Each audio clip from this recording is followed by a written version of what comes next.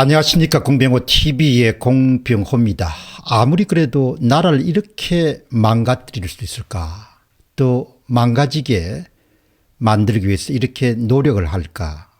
586 운동권, 이른바 50대, 80년대 학번, 그리고 1960년대생 정치인들을 생각할 때면 자주 떠오르게 되는 그런 단상입니다.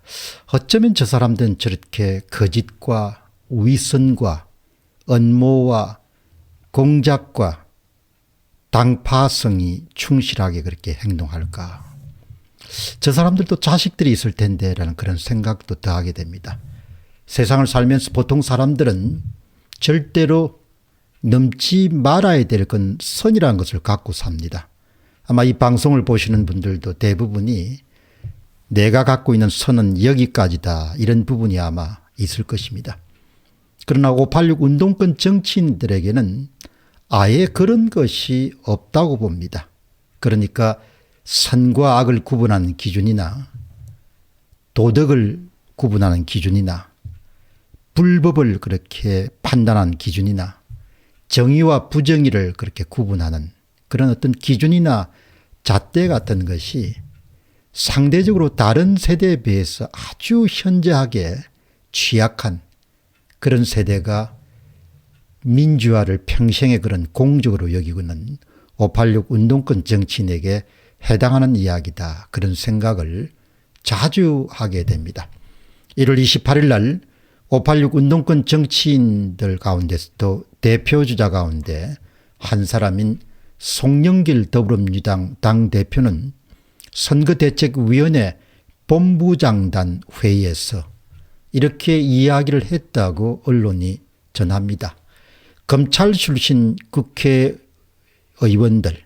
국민의힘 국회의원들에게 제가 묻고 싶습니다. 나라의 민주주의와 조국을 위해서 어떤 희생을 했습니까? 운동권은 동우회, 검찰 동우회라는 표현까지 썼는데 586 운동권인 우리는 반성합니다. 그러나 우리는 한때 민주주의를 위해서 싸우고 감옥에 가는 희생을 겪었습니다. 그러니까 이 같은 말은 송영길 당대표가 했지만 대다수의 출시한 586 운동권 정치인들이 갖고 있는 일종의 자긍심이자 어떤 도덕적 우월성과 거의 일맥상통한다, 이렇게 볼 수 있겠습니다. 세상 사람들은 운동권 동우회, 검찰 동우회라는 그런 표현까지 씁니다만은 우리 586 운동권은 최소한 반성은 합니다. 그러나 우리는 과거 한때 민주주의를 위해 싸우고 감옥에 가는 희생을 겪었습니다. 송영길 당대표가 추가적인 이야기는 삼가했지만 도대체 당신들은 우리가 고생할 때 뭐 했습니까? 이런 이야기를 하고 싶은 것이죠. 제 논평은 송영길 당대표의 주장을 들으면서 사실 이런 생각이 떠올랐습니다. 우리는 한때 민주주의를 위해 싸우고 감옥에 가는 희생을 겪었습니다. 이렇게 젊은 날 민주화를 위해서 스스로 노력했다고 하는 사람들이 2017년도 대통령 선거로부터 시작해서 2018년 지방선거, 2020년도 국회의원 선거, 2021년도 보궐선거에 이르기까지 소위 문재인 정권 하에서 치러진 모든 선거에서 사전투표를 조작해서 권력을 도둑질하는, 권력을 훔치는 짓을 어떻게 할 수 있는가. 그렇게 제가 되묻고 싶은 겁니다.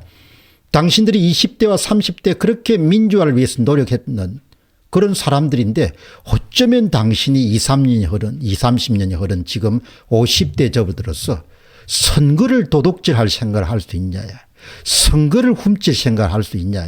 그것은 보통 사람들에게서는 도저히 넘어서는 안 되는 선인데 어쩌면 그것은 당신들은 그것을 파괴하고서 또 마치 아무 일도 없었던 것처럼, 자신들은 어떤 종류의 범법 행위도 범하지 않은 것처럼 그렇게 침묵하다가 황교안 전 당대표가 국민 여러분, 사전투표가 의혹이 많으니까 사전투표하지 마시고 반드시 3구 대선에 당일 투표해 주십시오, 이렇게 하니까 화들짝 놀라가지고 한 2년 만에 4.15 총선과 관련해서 최초로 당 대변인이 입을 여는 그런 일이 있었습니다.